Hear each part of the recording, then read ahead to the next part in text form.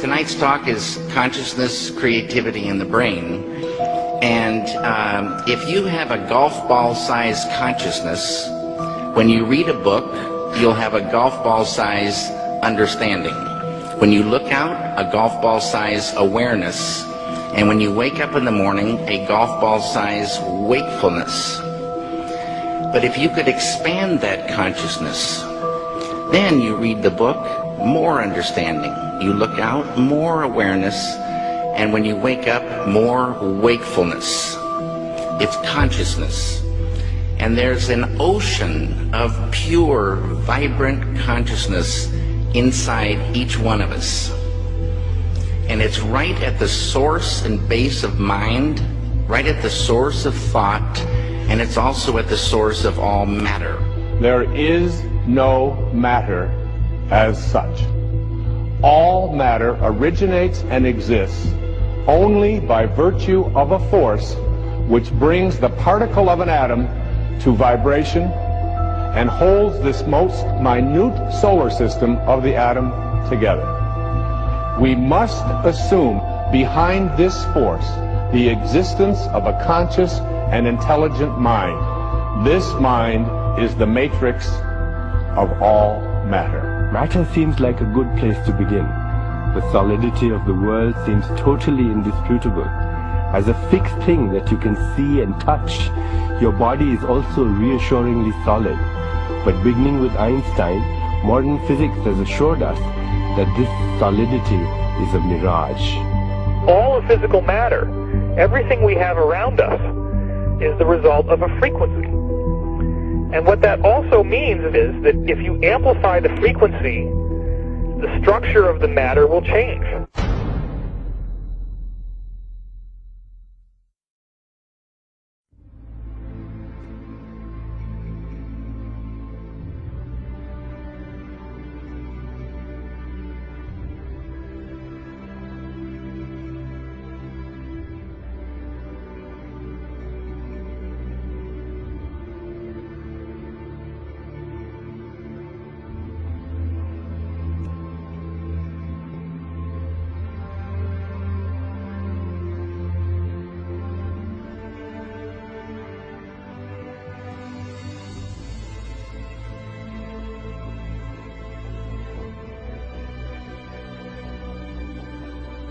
The film you're about to see has no characters, it has no people.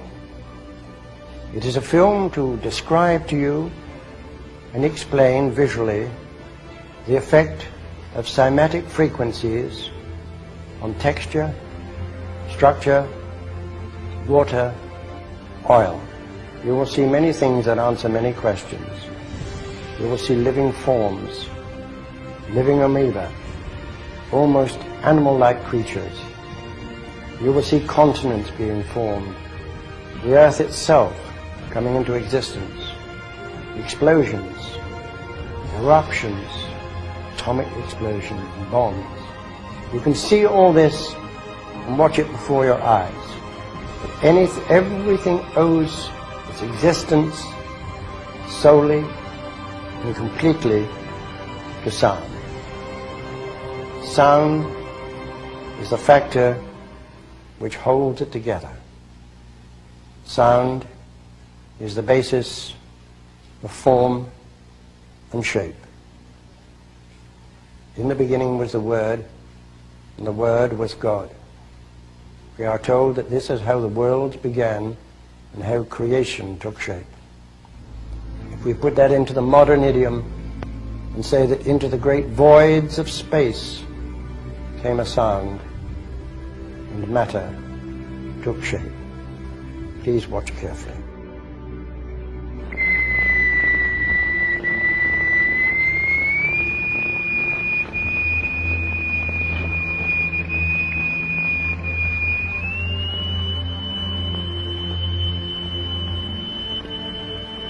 We can also use different shapes of plate. Here we have a triangular plate with a crystal attached to its underside and produce a sonorous figure. We change to a higher note and see a rather more complicated figure.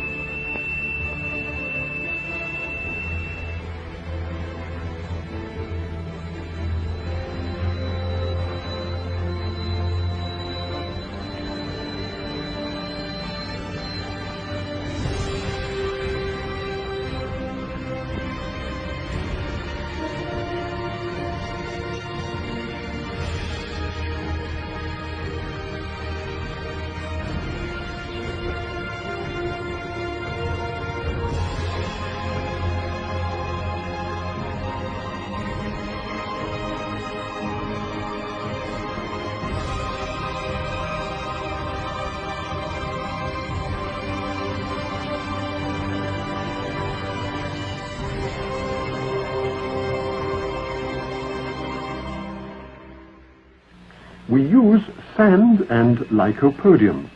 The lycopodium moves to the center of the fields and takes up circular shapes. The sand forms the lines. Each material has its own special way of behaving.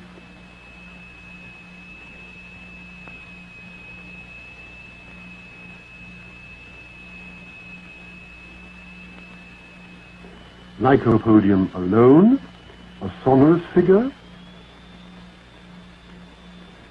transition to a mobile flowing phase,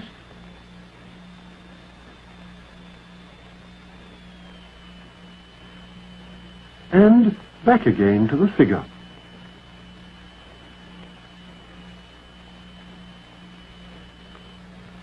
The sonorous figures represent stationary waves, but now we can also observe moving waves. Here the sand is flowing in a current. What is it that drives the rotational effect in our galaxies? What is it that drives the rotation of the planets? What is it that drives and impacts the rotation of Earth? In vibrating glycerin, we see continuous waves which form the queerest figures. And yet, the extraordinary things we see here are simply and solely the effect of vibration.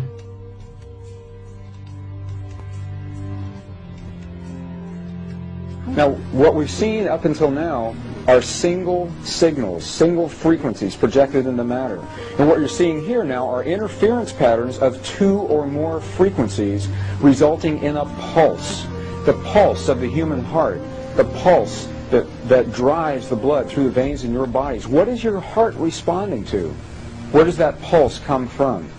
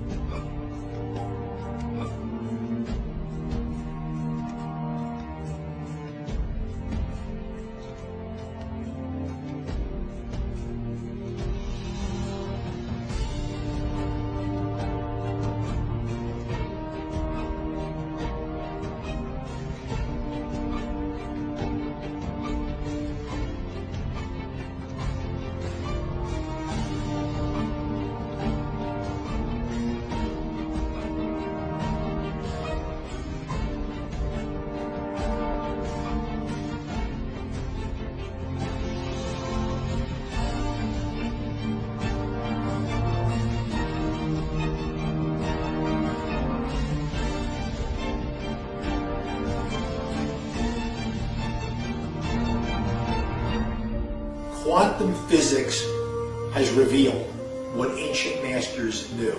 Matter does not exist. The concept of substance arose from the philosophy of Aristotle, and from that concept came science's conception of matter. The fact of the matter is that the substance of the universe is consciousness.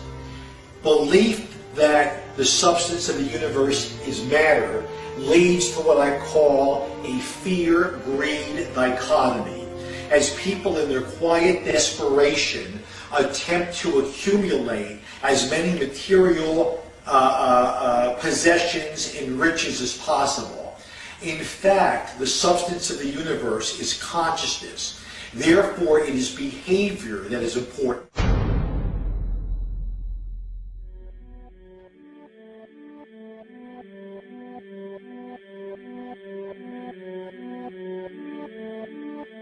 The daily life we perceive with our five senses is not reality. Quantum physics has shown that space and time are illusions of perception. Therefore, our bodies cannot truly be a reality if they occupy this space. Ernest Rutherford performed an experiment in Manchester that revealed to him the shape of the interior of an atom. Scientists were shocked to discover that the atom is almost entirely empty space. The question then became, how could this empty atom possibly make the solid world around us? Our true consciousness does not exist in our brains or in our bodies. But this illusion of our individual bodies, along with the misinformation of our true origins, has manifested the idea that we all think independently from one another. With this misunderstanding, it would seem impossible to scientifically explain telepathy, clairvoyance, spiritual mediums, and other phenomena dealing with transferring information between sources without physical means of communication. But when you understand that there is a common spiritual bond between all things in the universe, and that we are all part of one divine intelligence, no phenomena is unexplainable.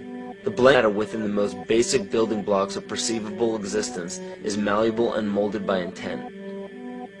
This means that consciousness shapes our reality. This seems difficult to accept for most, and it is quite understandable. In modern times, we are taught from an early age how to think rationally and tangibly. This is a very left-brain method of education, and it has more harmful effects than is given credit for. The left brain deals with logic, details, facts, patterns, practicality, science, and math, as the right brain deals with feeling, intuition, symbols, images, risk-taking, philosophy, and religion. With a deliberate push for government-controlled educational curriculums, generation after generation of the youth are being taught to focus only on the facts, figures, and numbers. Repetition is used to train children subconsciously to accept what they're learning. Children aren't rewarded for questioning the validity of the information they receive. They are ridiculed. However, the children who blindly accept the information as true and merely regurgitate the information on command when it is time to take a test, those children go on to become the decision makers in our government, law, medicine, business, and every other occupation with power and prestige. The most detrimental effect of being pushed away from holistic thinking with the full brain into a strictly left brain thought is what is known as the suppression of the feminine. Every male and female have both feminine and masculine qualities. It has nothing to do with man or woman. These are represented by the left and right brain, yin and yang, black and white, light and dark, and most every other duality. Both are vital to our spiritual and physical health. So the intangible parts of our existence, such as emotions, are part of the true reality of higher consciousness. If emotions are part of a realm that we cannot experience with our five senses, then how is it that we are all aware of our emotions? What most people believe to be emotions are not truly the emotion itself. What we are experiencing is the physical manifestation of these emotions. Anger causes disturbance in the psyche, which manifests itself in the ego. These manifestations cause the heart rate to increase, body temperature to rise, and spawn many other physical traits that signify anger. Just as music from the radio is a physical manifestation of an intangible signal, our experience of emotion is the physical manifestation of an intangible signal as well. It has been shown that our emotions have a vibratory frequency to them. Furthermore, there are only two emotions that humankind experiences: fear and love. All other emotions branch either directly or indirectly from these two emotions. Fear has a long and slow frequency vibration to it, while love has a very rapid and high frequency. To show that vibration is the very foundation of existence, Hans Jenne developed what is known as cymatics in the 1940s to show that when vibrations of sound are passed through a form of media, there is a set pattern that will follow. When the frequency increases, the media develops into a more complex pattern. This is precisely what is happening to our Earth and to humanity. There are 64 possible codes of amino acids in our DNA structure made from 4 elements: carbon, oxygen, hydrogen, and nitrogen. By any means of logic, we should have all 64 codes activated within our DNA structure. Yet we presently only have 20 active codes. And of these 64 possibilities, it appears that only 20 of these codes are turned on right now for us, the 20 amino acids. There is a switch that turns off and turns on where those coding sites lie, and that the switch for that turning off and turning on is what we call emotion. And this is the first time that we've ever seen the patterns of emotion directly physically linked to human genetic material. Well, fear is a long, slow wave of emotion. So this wave of fear is a long, slow wave and touches relatively few sites on this DNA.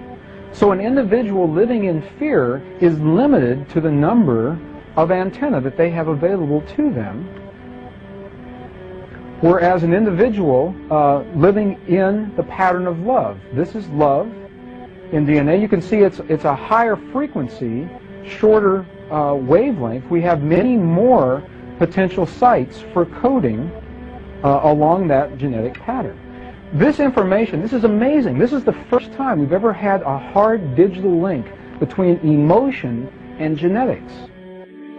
This is important to understand because another researcher named Vladimir Popanov measured tiny particles of light called photons inside a vacuum tube.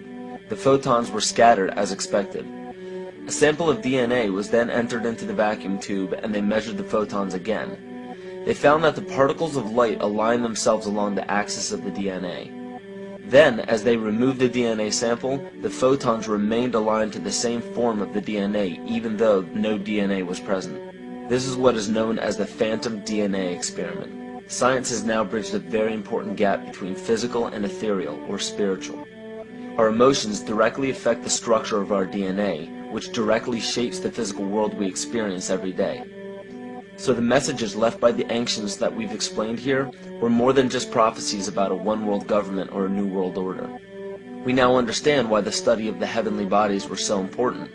The rotation and orbit of all that makes up our universe serves as a clock to map changes and transitions. This helped the ancients understand that the change of the heavenly bodies were a mirror to the changes of all existence.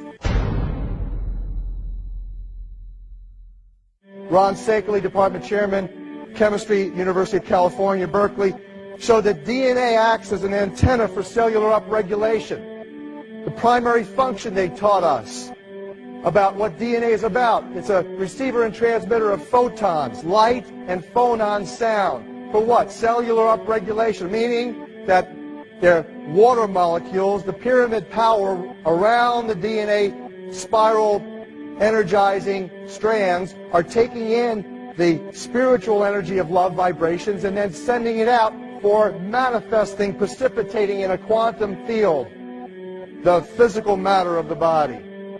These are hertz, frequencies, or cycles per second that the musicians can retune their instruments to play and experiment with.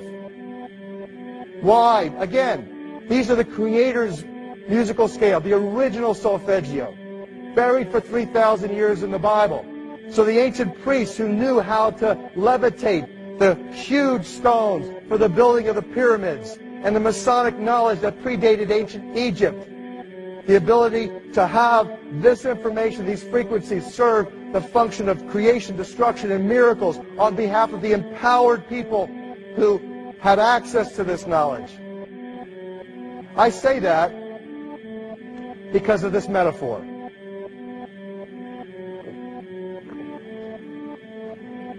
This is the difference between the power of our Creator and anything else, particularly evil.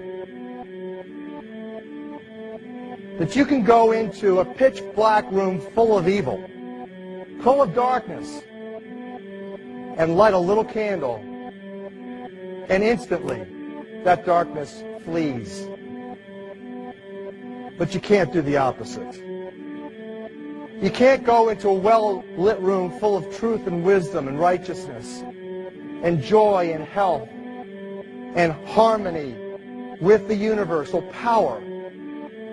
You can't take any amount of darkness and go into that well-lit room and have any effect whatsoever. That is the metaphor which I frequently think of when I think that I'm not empowered. It is the greatest lesson for me, and I think for everybody else, to know that we're on the winning side and that we win in the end. As you are watching this, understand that it is not a fight to be fought. It is not a war to be waged. No gun rights have to be exercised. Not a finger has to be lifted. Most people wonder how one person can make a difference. They ask that if all this is so simple and this information is available, why hasn't someone else conquered their fears and changed the world for everyone else? This is the most difficult and beautiful conundrum to our lives. Your reality affects you and only you. Your curiosity has led you to this genre of information to serve a very specific purpose in your life.